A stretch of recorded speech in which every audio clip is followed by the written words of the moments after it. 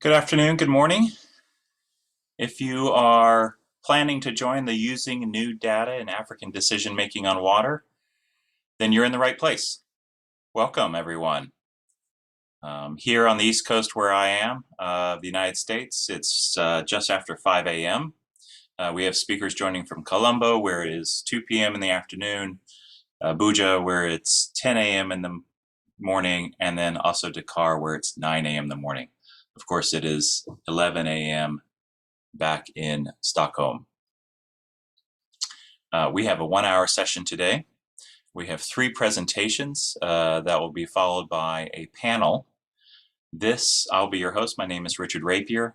I am the project director for the USAID Water for Africa through Leadership and Institutional Support Program. This session is convened by the African Ministers Council on Water, Centre de Suivi Écologique, the International Water Management Institute, the Ministry of Water and Sanitation of Senegal, and my own program with the U.S. Agency for International Development. Today's speakers, we have 3 great speakers today. We're going to be talking about why it's so important to use data in your decision-making around water management and planning, especially as the water crisis becomes increasingly more troubled throughout many of your countries, and especially in Africa. We are going to talk about improving monitoring of aquatic ecosystems, water use efficiency, and water stress for the purposes of reducing communities suffering from water scarcity. We'll talk about the critical linkages between water, human, and environmental health, and the preliminary findings from the State of Water Quality Monitoring and Pollution Control in Africa. That will come from the African Ministers Council on Water with our gentleman here from AMCAL, Mashud Dijani. We'll also hear from Chris Dickens. He's a principal researcher with the International Water Management Institute, And then finally, we'll hear from Mariam Soda Diallo with Centre de Suivi Écologique about some work we actually done together in Senegal around remote sensing, the use of that water, our use of that data for water planning and management in the Lac de Guiers region of Senegal.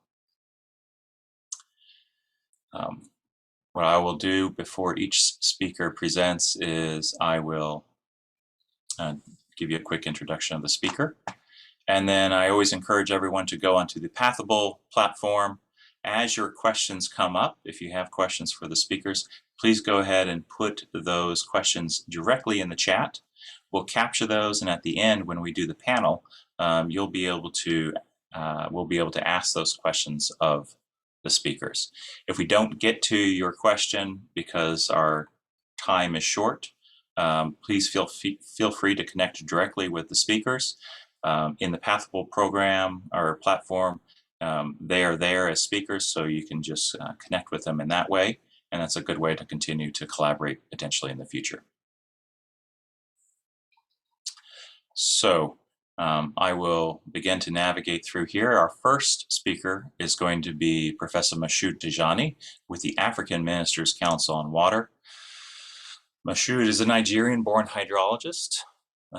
He's at the African Ministers Council on Water, where he's charged with driving and coordinating the groundwater agenda for sustainable utilization and management of groundwater resources on the African continent.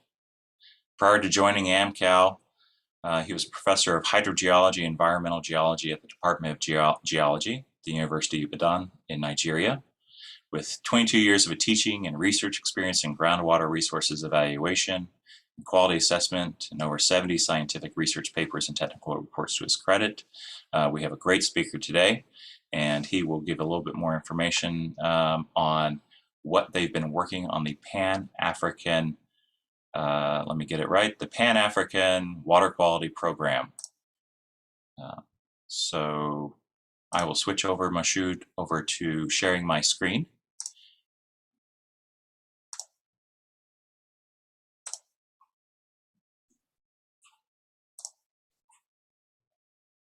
And when you're ready to go, please go ahead and begin your presentation. Yeah, thank you. So slides, please. You're controlling the slides here. Yeah, thank you so much. Good morning, good afternoon, good evening, depending from where you are joining. I'm presenting about the nexus between water quality, human and environmental health this morning. And I'm talking about how do we link that towards a Pan-African water quality program. Next slide, please. So nexus of water and human and environmental health, we know that it is critical. There's a linkage between water, human, and environmental health. And because water is a very vital breeding ground or vehicle for some of the most devastating diseases we know in the world due to contamination of water. Also, poor access to water in acceptable quantity and quality can also be a driver to diseases. So therefore, we know that safe water sanitation and human health, they are very critical to sustenance of our environmental health. And next slide, please. So, and looking at this, what are the drivers of those water contamination and degradation? The drivers could be increase in exploitation and depletion of freshwater resources and lowering of groundwater level, contamination of water by waste and municipal waste in many of our countries, especially typical of the many developing countries in sub-Saharan Africa, diversion of surface water, alteration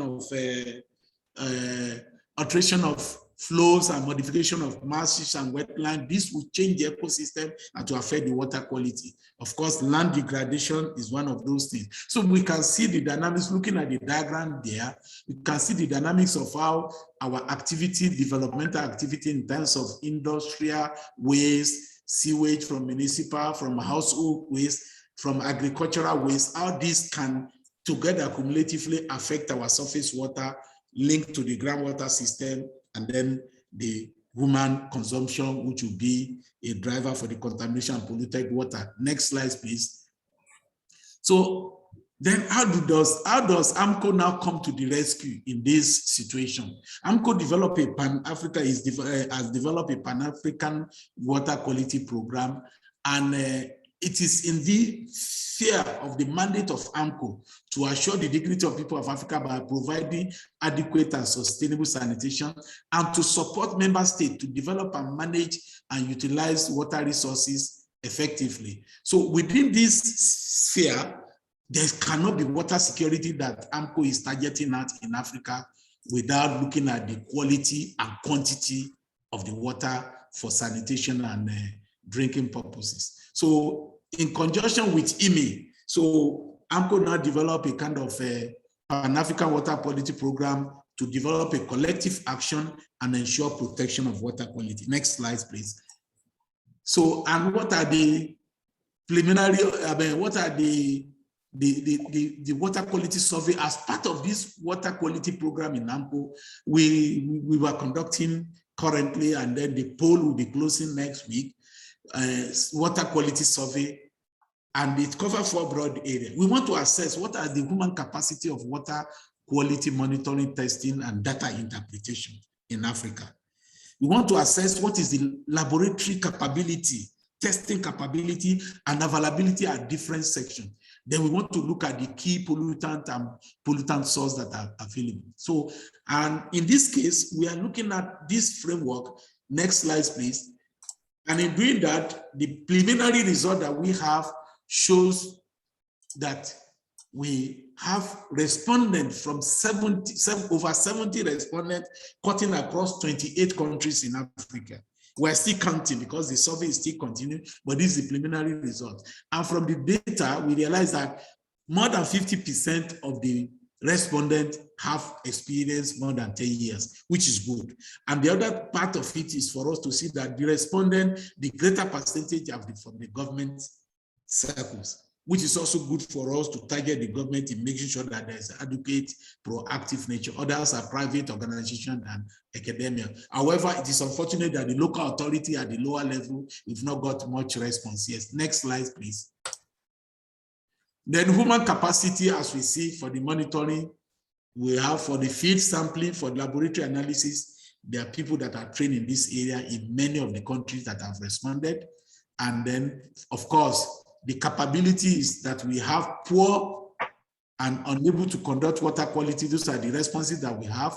we have average able to conduct. So over 50%, I mean, less than 50% fall within the range that the capability is there. So there is human capacity gap in terms of water quality monitoring and water quality training in Africa.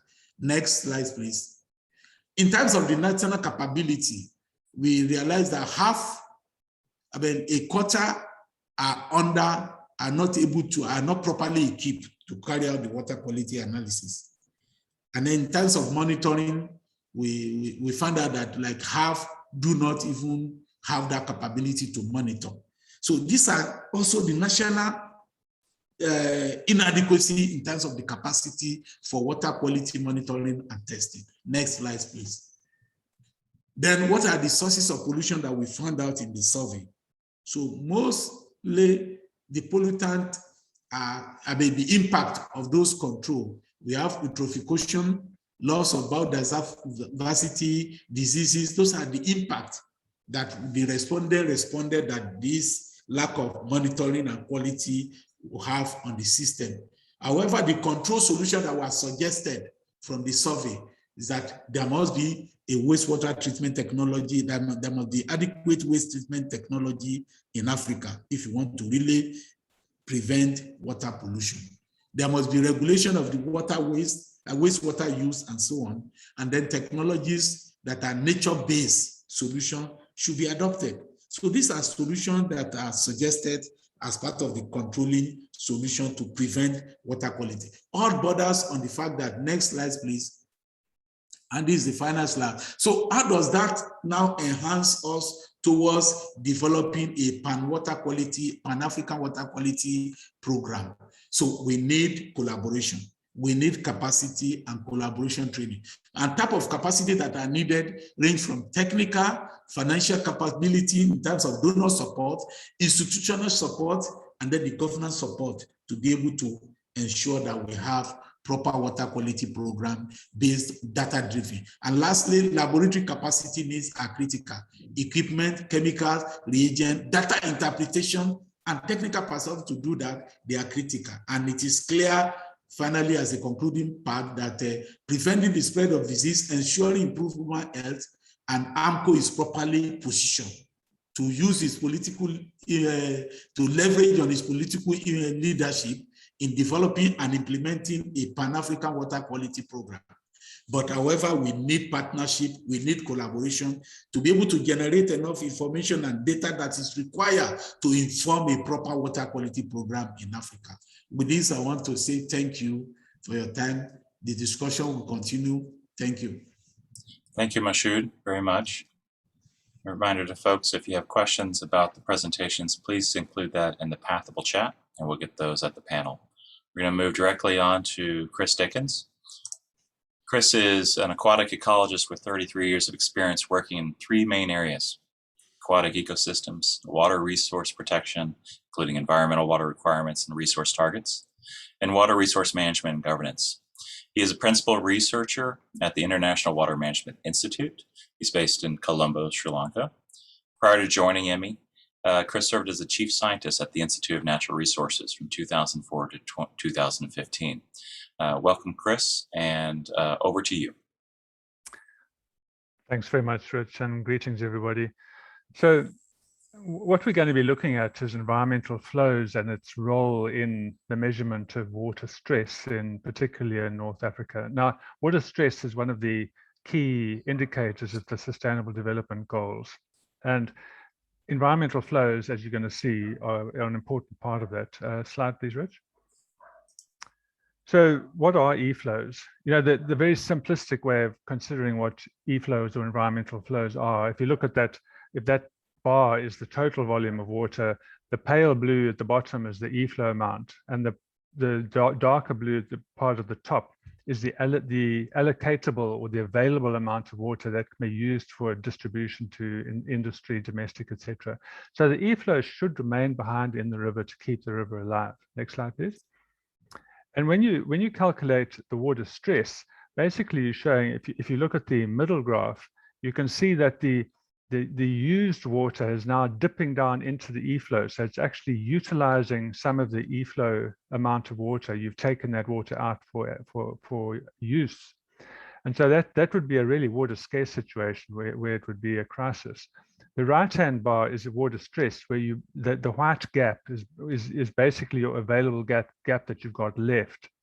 And so the narrower that gap gets, the more stressed you become. In other words, you've got very little potential for additional water availability. Slide, please. So this is a map. The left-hand map is the official UN map on water stress for the world. And it suffers a little bit, in fact, quite largely, because the data is averaged per country. So look at North Africa. So the very northern countries are shown as water stressed along the Mediterranean. But you can see there's some of the countries to the south of that, like Mali, which are very dry countries, but there's a big river flowing through it. So if you take the average as a whole, it appears to be non-water stressed. Whereas if you look at the map on the right, that's also a water stress map, but it's done per basin. You can see that there's a lot more resolution. Take a look at Australia. You know, the Murray-Darling Basin in Australia is highly water stressed, but it doesn't come up on the global map. Anyway, that's another story. Next slide, please. So what we're going to do is look at e-flows for the inner Niger Delta in Mali. This is a 30,000 square kilometer floodplain. And every year the water floods onto the floodplain, and there are 2 million people who live in direct contact with that flood water, with 4 million stock animals. And if the floods don't arrive, it's a crisis because there's no social security net for them to fall back on. Slide, please. So what we use is a model where we model, if we take it from the left-hand side of the model, these are the sources of stress. So climate change, agricultural development, dam development, etc. Those stress the water. Then the next column are the stresses. So they stress the water by changing the quantity, quality, and the habitat, and so on. And that, moving to the right, impacts on the habitat. So it impacts on the in-stream part of the river, the riparian part of the river, and the floodplain and lakes as well.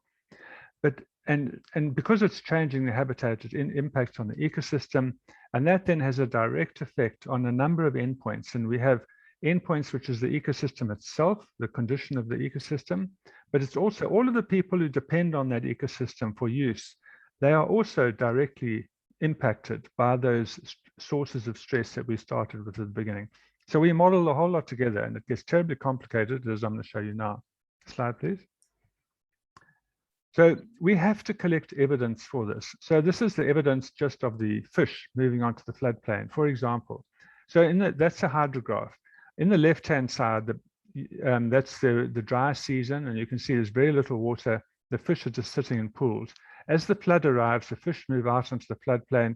They lay eggs, they breed like crazy. The fish have to grow like crazy before the floods start to recede again, and then the fish have to move back into the pools. This is all part of generation of the fish population, which supports the fisheries for people.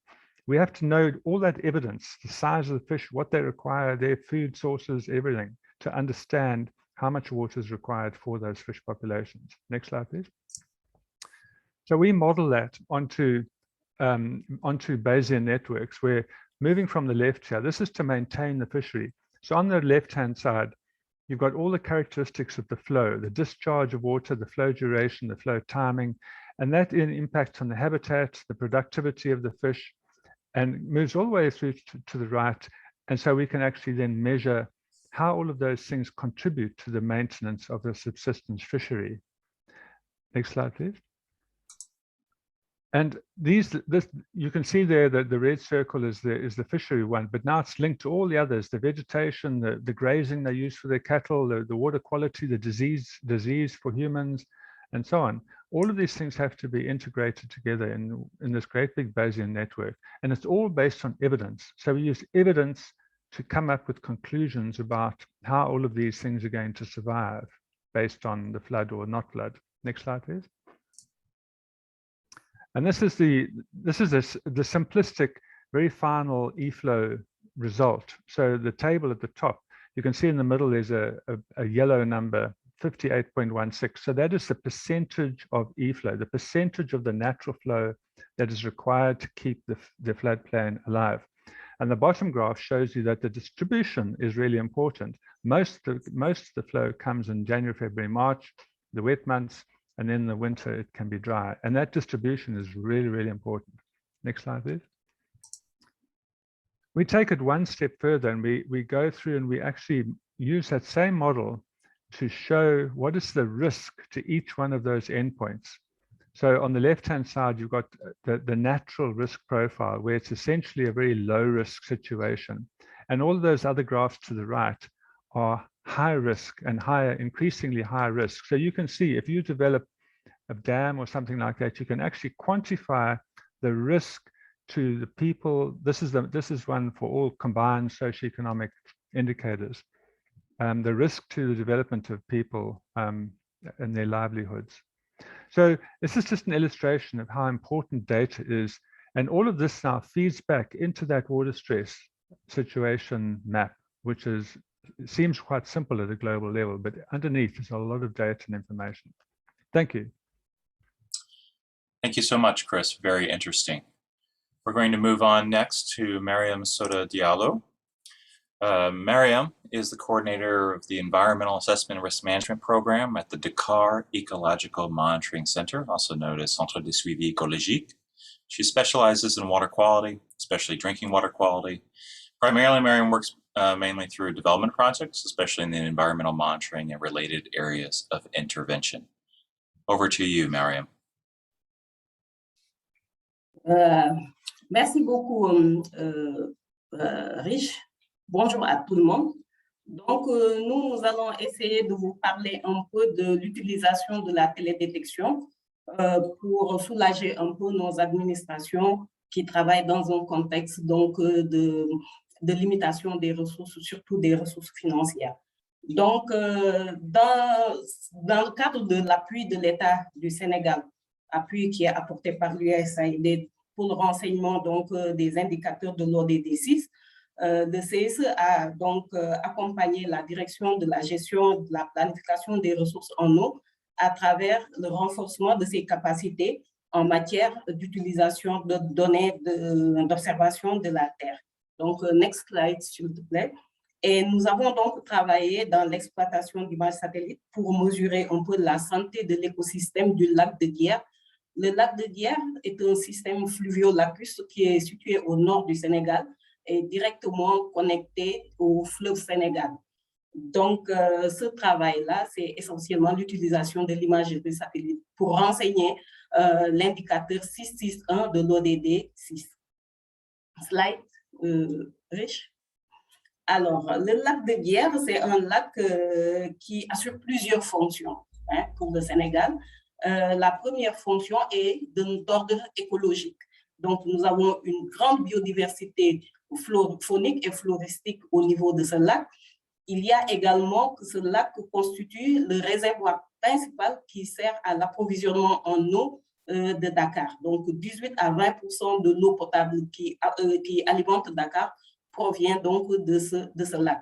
Nous avons également beaucoup d'activités socio-économiques qui sont menées là-bas, essentiellement la pêche, l'agriculture également avec l'irrigation, comme vous le voyez sur les photos ici.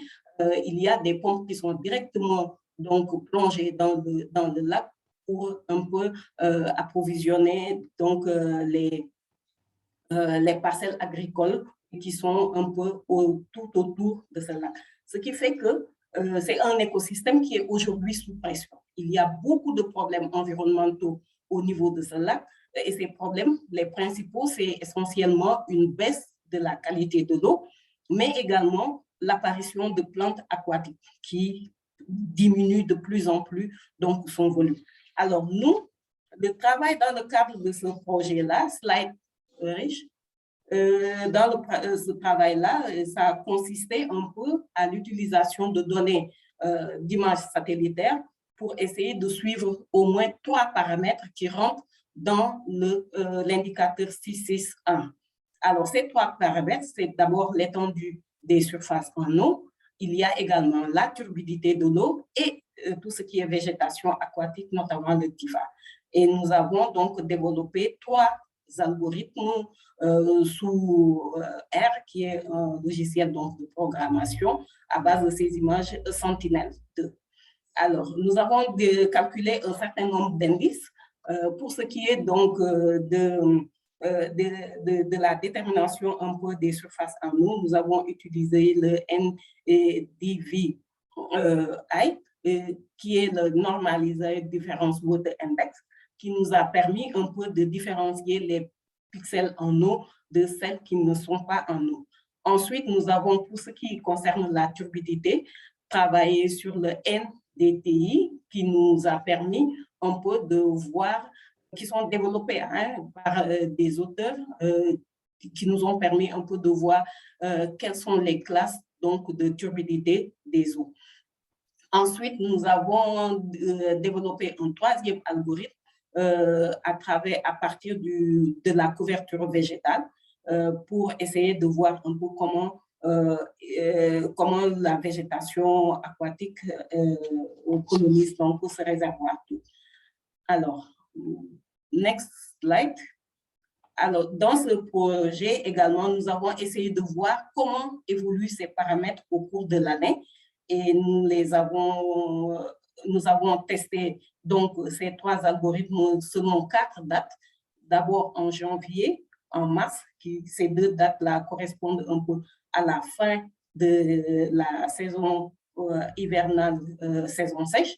Ensuite, nous avons choisi d'autres dates, juillet et octobre, qui correspondent au début et un peu à la fin de la saison sèche. Ce qui nous a permis de voir qu'il y a une évolution saisonnière de ces paramètres-là, notamment avec une plus grande étendue d'eau vers la fin de la saison humide, mais il y a un temps de remplissage, ce qui est normal.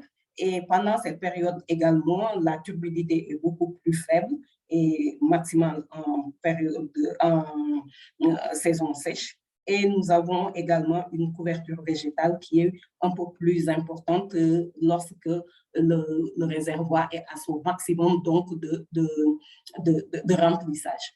Mais nous avons également essayé, next slide, de faire un peu de travaux de terrain pour caler un peu plus l'algorithme. Mais le travail, il nous reste encore des choses à faire. Surtout pour tout ce qui concerne la végétation aquatique. Nous l'avons regardé qu'au niveau donc, du plan d'eau du lac de Guiers, mais on sait qu'il y a également d'autres dépressions un peu à côté donc, de ce réservoir où l'espèce se développe. Donc, il y a un travail supplémentaire que nous allons essayer de faire pour essayer de couvrir également ces zones où la plante aquatique est vraiment bien présente. Ce travail a été également, a fait également l'objet d'un guide méthodologique pour permettre à la DGPRE, à qui est destiné donc tout ce travail pour l'accompagner dans le renseignement des indicateurs, de pouvoir être autonome pour l'utilisation donc de la méthode. Donc, ce guide-là est aujourd'hui disponible. Nous avons également développé un système d'information géographique qui va permettre à la DGPRE de pouvoir mettre à jour régulièrement les résultats et les diffuser. Et nous comptons également, peut-être dans un avenir proche, essayer de faire une corrélation avec l'évolution de la pluviométrie et ses paramètres pour essayer de voir sur une longue série est-ce qu'avec cette méthode-là, on peut également participer à renseigner un peu l'évolution de ces paramètres et l'impact des changements climatiques à long terme. Donc, voilà en gros ce travail qui a été fait avec le soutien de l'USAID et qui nous a permis aujourd'hui de voir que les données d'observation de la Terre sont également des éléments qu'on peut utiliser, surtout lorsque nous sommes dans un contexte où les ressources financières ne sont pas vraiment suffisantes donc, pour le travail que nous faisons. Donc, merci beaucoup, Rich. Je pense que s'il y a des questions, je pourrais répondre à ces questions-là. Merci.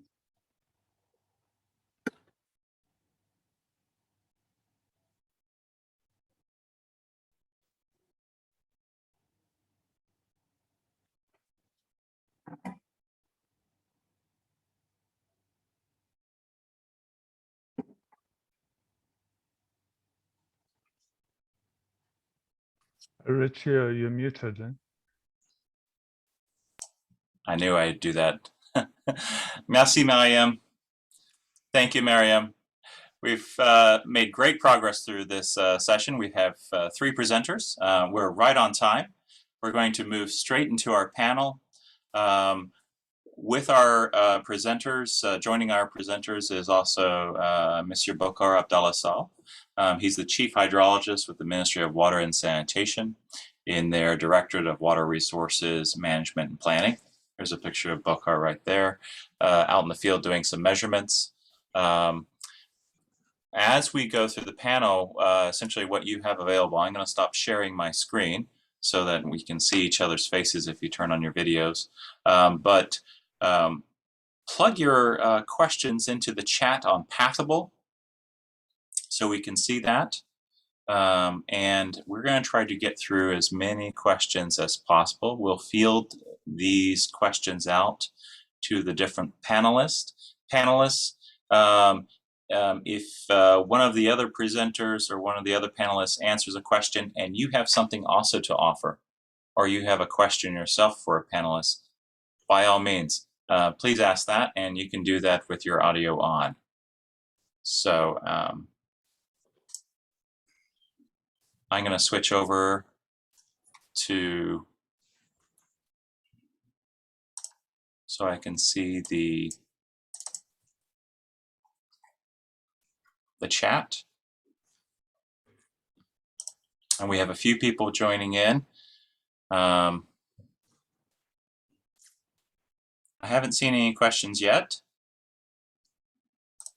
but if you have questions, please plug them in below. I have a question, and I'll start with you, Mashud, since you were first. When will the full results of the survey be available, and how will you post them? How will you distribute those and share those with folks who may be interested? Of course, thank you. I think the poll is closing early September, first week in September, in a week's of maximum 2 weeks time. We want to make sure that as many countries as possible are represented. We want to have feedback. Some of these polls are directed at the government officials because we want to relay those who are working in this field who are able to give us feedback. Then other experts are also among those who are responding. But the report is likely to be ready by the end of the year. And AMCO has a network of partners, focal person in the different countries. So definitely it will be available wide. And we have our knowledge hub that is distributing and making the information available. So it will be posted on our knowledge hub. But it's a preliminary survey to understand the gaps towards now developing a proper Pan-African water quality program. So, and it's been clear from what I presented that we now have institutional gap. We have the governance gap, then we have the capacity gap, both at the individual professional level and at the national level in terms of the equipment and the facilities to do the work. And these are things within the premises that will now have to develop a kind of guideline, what is acceptable to, that will be a kind of Pan-African situation, and be able to forge ahead how government will show some commitment and governance acceptance into making sure that there is water quality monitoring to prevent environmental and human health problems. Thank you. Great, thank you, Mashud. I have a question that's come in from Monica, who I know is a knowledge management expert. She asks, tools like satellite imagery and models to track environmental flows are not easy for decision makers to understand.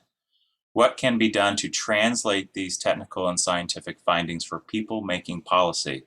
And this is a question for any one of the panelists. Who wants to try answering this question? How can we translate these? I can have a go. So with regard to the environmental flows at a global level, we actually have been working with the FAO of the United Nations Food and Agriculture Organization. And we produced a guideline for countries on how to actually utilize environmental flows as part of water stress. But this is always a problem when you're taking a fairly complex scientific issue and you need to translate that into the policy realm, it's always an issue. And it's something that scientists don't do very well. And it's one of the functions of my organization, EMI, is that we are a research for development organization. We specialize in trying to actually translate scientific data into the policy level. So I spend a lot of time writing policy for governments and guidelines and things like that. But it's an ongoing issue. And obviously, the better policy makers know about it, the better will be their decisions and their policy decisions. And that is a challenge. We see policymakers making terrible decisions. Great, thank you, Chris. Any other panelists want to tackle that question? And participants, of course, if you have thoughts on this, we have this great chat feature. You can plug in anything you'd like to say there just to liven up the conversation on the chat side of things. I have another question that's come in, and this one is for you, Mariam. How do you interpret the dry, bare soil index to measure the change of the Lac de Guiers ecosystem's healthcare over time? I'm going to copy that question in. It came in through the chat on Zoom, but I'm going to copy that in. And this is from Théophane Boutrol.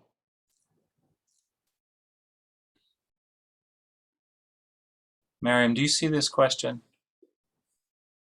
And you're muted.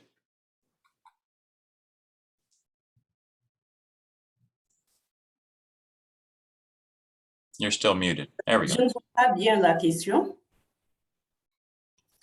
Ça y est, vous m'entendez là? Yes? Oui, est-ce que tu peux répéter un peu la question? Sure. How do you interpret the dry, bare soil index to measure the change of the ecosystem's health over time in the Lac de Guiers? Alors, pour ce qui est de l'indice sur les sols secs, en fait, on l'a utilisé un peu pour l'étude de la couverture végétale. Lorsqu'on a voulu un peu regarder la couverture végétale, on a pris tout ce qui est sol sec, on a pris également tout ce qui est par pixel en eau. Et c'est ça qui a été, on a écrit un script qui nous a permis donc de masquer ça pour faire maintenant ressortir que la couverture végétale. Donc, dans cet indice-là, c'est tout ce qui est sol nu, même tout ce qui était un peu habitation autour donc, du lac, on l'a mis dans cet indice-là pour un peu masquer tout ce qui n'est pas en relation avec donc, la couverture végétale. Donc, c'est ce masque-là, plus le masque sur la présence d'eau qui nous a permis un peu de faire ressortir tout ce qui est végétation aquatique autour du point d'eau. Donc, c'est un peu comme ça qu'on a utilisé cet indice-là, pas à proprement parler pour voir les sols nus, mais c'est pour pouvoir masquer tout ce qui n'est pas en rapport avec la végétation pour faire ressortir que celle-ci. Voilà. Great, thank you, Mariam. Merci. Another question has come in from Monica, and she was curious if the study that the survey that you guys are doing, AMCOW, IMI, is looking at the average age of the water professionals that are responding to the survey, since this might have implications on an aging expertise in Africa. Mashud, I think that one's for you. Are you guys looking at that? We are looking at that. We have the age. So we realize that, okay, we have around 45, 46, 7% having the average age of people that have years of 10 years and above. And I think experience also counts to be able to see what is happening in the field.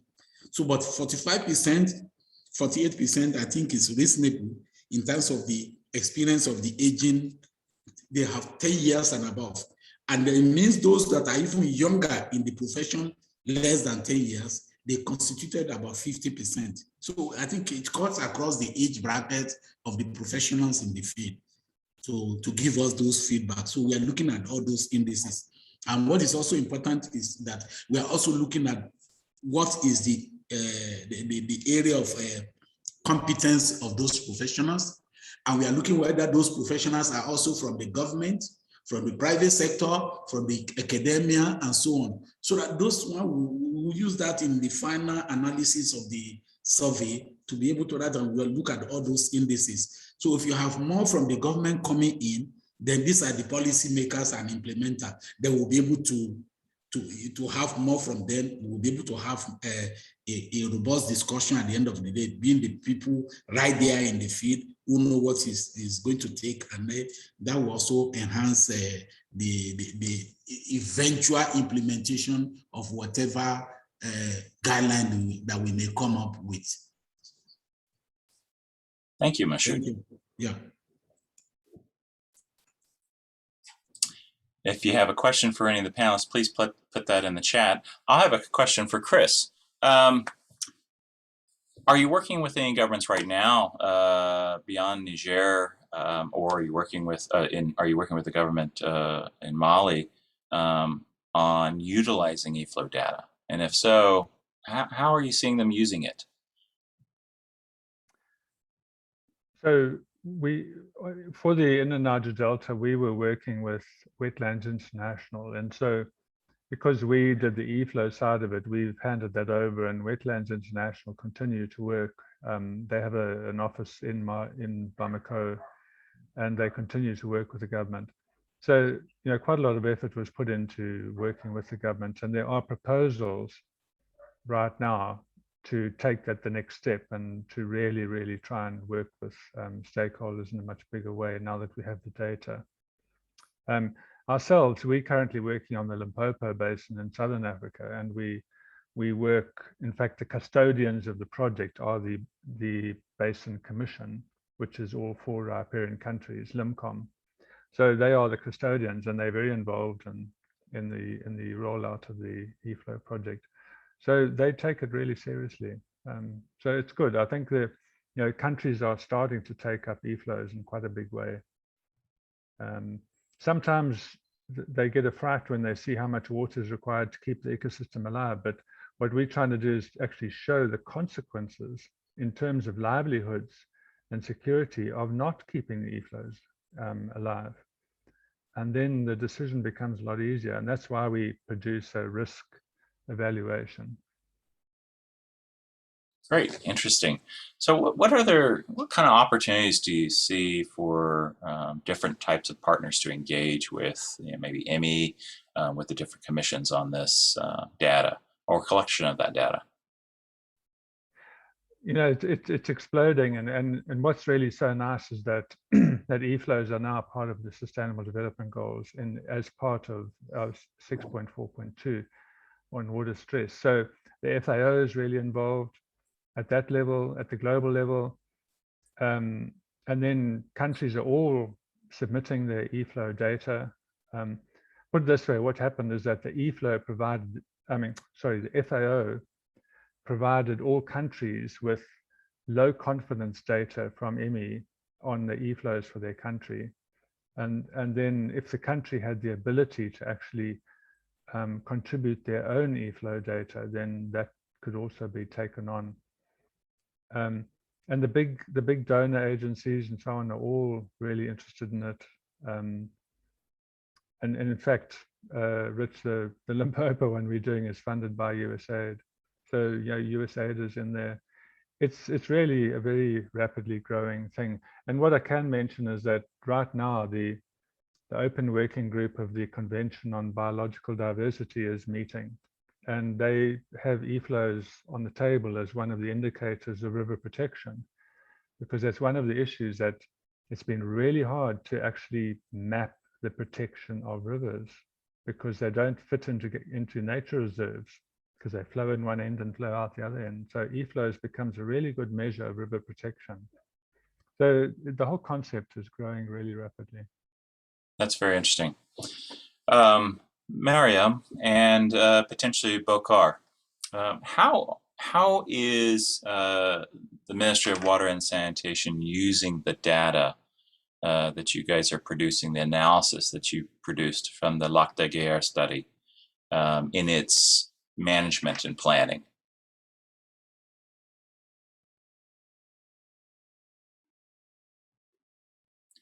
And that either can be Bokar or Mariam. Good morning. Good morning, Bokar. Bonjour tout le monde. Et permettez-moi tout d'abord de vous remercier donc, et de vous féliciter par rapport à l'organisation de ce forum et l'ensemble effectivement des enseignements qui ont été donc, partagés à travers les présentations des différents participants qui avaient la charge effectivement de partager les expériences. Je crois par rapport à votre question, le ministère de l'eau et de l'assainissement du Sénégal, je crois bien, donne en tout cas accorde une importance capitale par rapport au lac de Guiers, surtout que 40% effectivement donc, des ressources en eau consommées au niveau donc,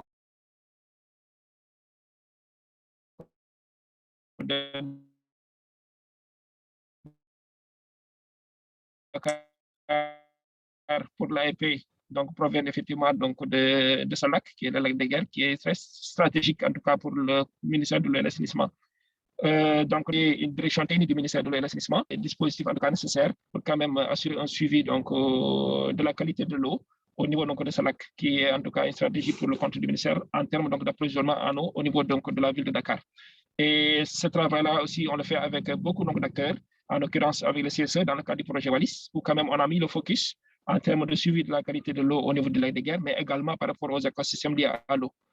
Donc inscrit dans l'indicateur 661 dans le cadre des ODD avec la variation donc, des 4 sous-indicateurs en rapport avec donc, les étendues spatiales donc, de cet écosystème, le lac de Guiers, d'autant plus que le lac de Guiers aussi, c'est une réserve d'eau douce, mais aussi donc, c'est un écosystème donc, qui alimente effectivement donc, pas mal donc, de zones humides, pas mal donc, d'écosystèmes qui sont gérés donc, au niveau des parcs nationaux, mais également effectivement donc, par rapport à l'envahissement des végétaux aquatiques.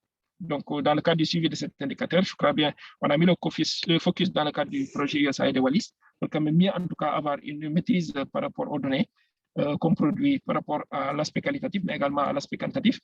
Et toute cette information est intégrée dans une plateforme qu'on a développée dans le cadre du projet USAID de Wallis, qui est le SEO, qui est le système d'information sur l'eau, qui est donc développé par l'appui de CSE dans le cadre du projet USAID de Wallis et qu'on a effectivement donc logé au niveau donc de l'agence de développement de l'informatique donc du Sénégal ADIE et qui va effectivement donc être transité au niveau donc de la cellule informatique du ministère de l'eau et de l'assainissement.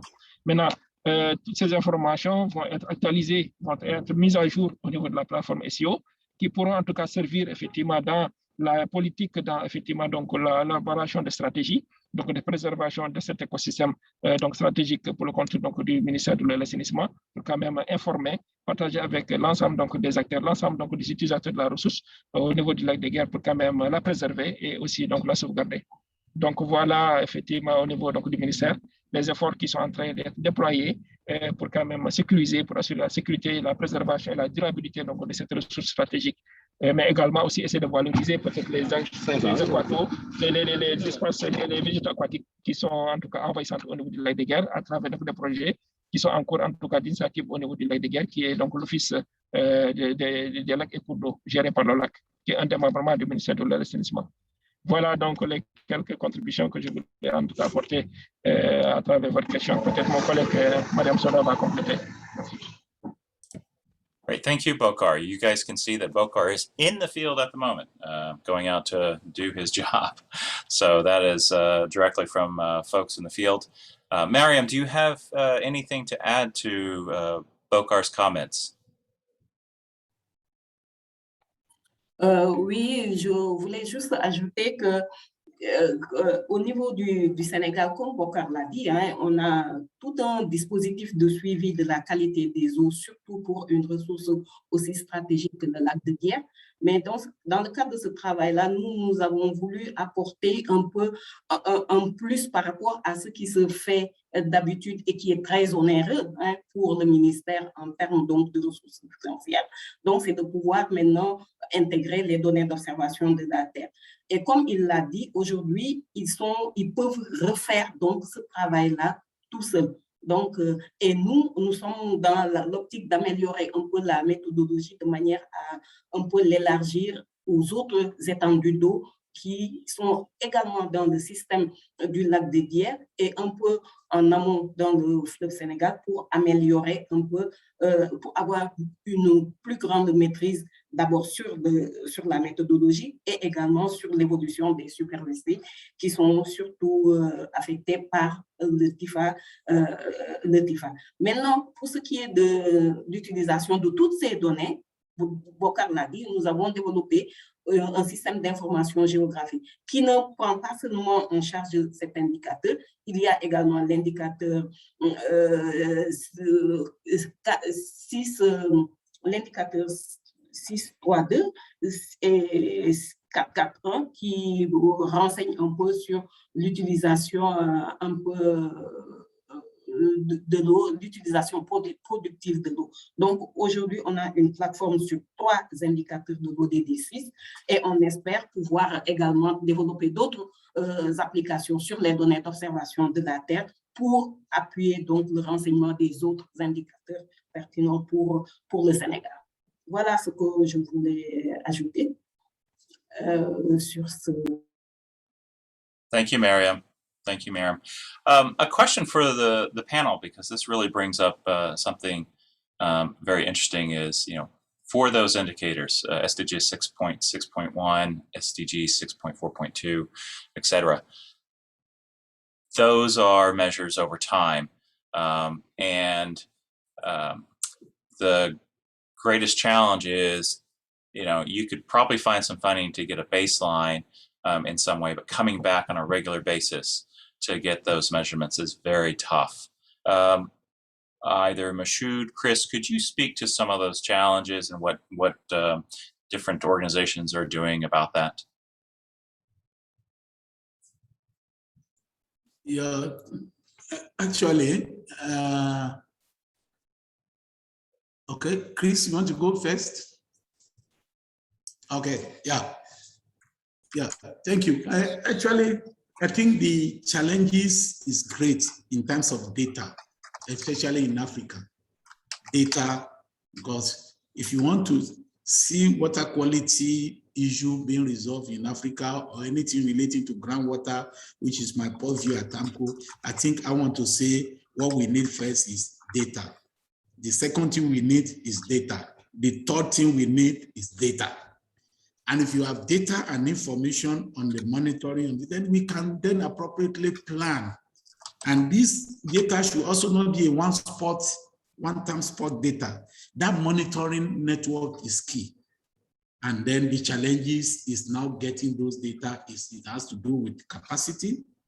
And most capacity in many countries is not about the human capability, but mostly about the instrumental and analytical facilities for the monitoring purpose.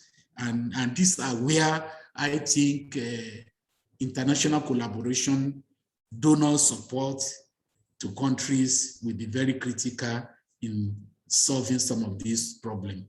So I think that is my take for now. I yield for Chris to add one or two things. Thank you. Now, what I can add is, what became very clear when they started rolling out the SDGs was that there were so many countries that couldn't provide data that there were a lot of gaps. And so the UN tended to resort to global maps, Earth observation data and big data where possible. And that obviously has a clear advantage. And so like some of the SDGs now are almost 100% based on Earth observation data. And that's really nice, but obviously it suffers from low resolution, and there are some things that you just simply can't. So like 6.1, which is, you know, provision of water, can only be collected by countries. So it has to be a mixture, and it is going to be difficult for countries to carry on collecting that data. And ideally, they should be collected in a standardized way so that every time when you're doing a comparison, you're comparing apples with apples. So the method of collection hasn't changed. So the SDGs are trying as hard as possible to keep the actual methods of monitoring standardized and not change them all the time. Great, thank you, Chris. As we draw closer to the hour, we only have a couple minutes left. We have just a few comments in the chat. For the panelists, we won't have time to answer these in depth, but by all means, if you want to answer that in the chat, please go ahead and do that. We have a comment in from one of our participants that most of the extreme water scarce areas in Africa, particularly Eastern Africa, are highly underdeveloped. There's no stream gauging, things like that. So, you know, I think you guys talked to them, you know, what new strategies may you suggest for water professionals working in those areas? Chris mentioned trying to at least go and get some of the global available data, but as he said, the resolution is not very granular, so that is a challenge. If there's any other tools or strategies, by all means, post those up in the chat.